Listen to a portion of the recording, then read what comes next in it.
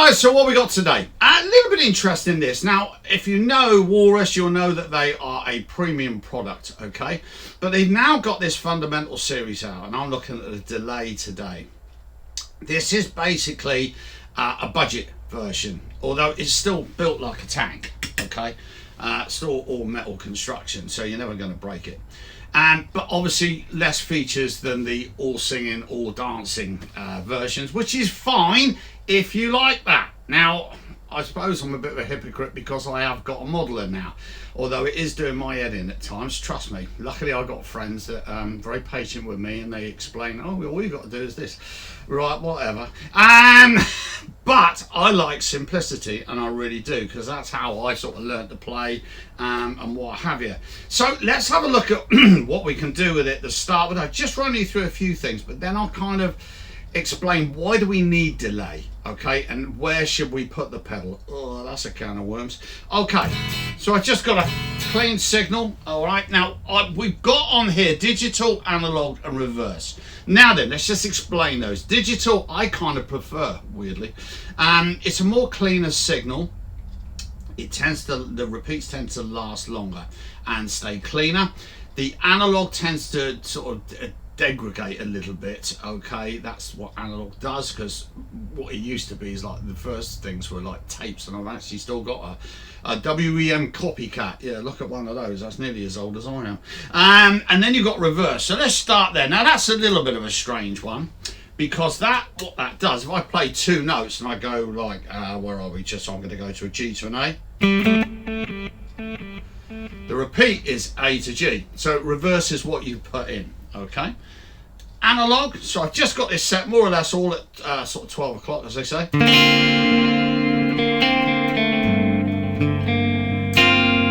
Okay, that's degrading as we go down. And then digital, you can hear there's more, just more of more, if you like. Is that a word? I don't know. But there we go, so we got that.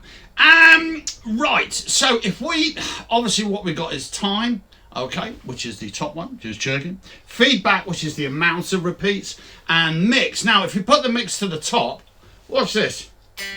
You didn't hear the guitar signal, you only heard it on the repeat, so that's what it does. And obviously if you went the other way, you wouldn't really hear anything. Okay, so that's what the mix does, all right? Now then, we put a little bit of, now, in the first bit of playing there, and by the way, there's some playing at the end there, which is a bit longer, you'll see I started off with no delay, then put it on. And if you notice, that really thickened up the sound. Now, if we go to Mr. Gilmour of Pink Floyd, who's one of my favourite players, he's got delay on a lot more than you think, all right? But he's using it subtly. It's not in your face. So therefore, it's there to thicken up the sound. And that's where we really want to be, especially when we're playing with distortion. Okay, so if I put another, so there we go. So what we can do, we can go right back here. So it's like a little bit of slap back, turn it off. Now turn it on, kind of really thickens it up. Yeah, really quite nice there. Okay, now if I put it back to sort of 12 o'clock, great for sort of, you know.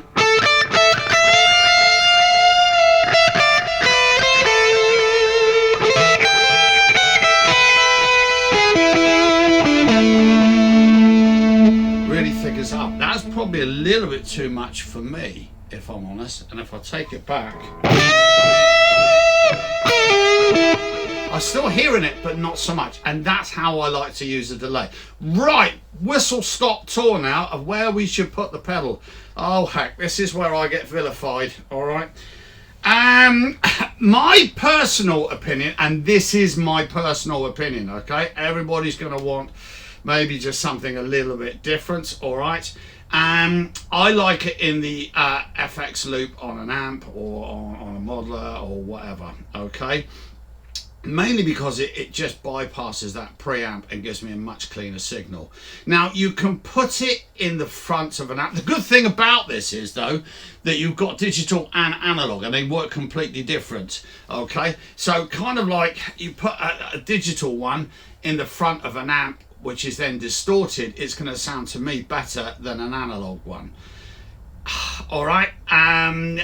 I know a lot of people, the grunge guys, used to like putting it in the front of the amp and then distorting the amp. It can sound to me quite, muddy and a wall of noise. But that's what that style of music was, I guess. So the good thing with something like this is you can put it where you want it. Try it. That's the thing. Try it in your FX loop of your amp, okay? Try it in the front of the amp, and it will go, you will find it goes different between a distortion, obviously, and a clean channel, okay? So the main thing is to experiment what you like. Like I say, my personal opinion, and probably most, if I'm honest, is that any modulating effect, which this is, should go in the FX. I think you've got much more control over it. I think the repeats are cleaner.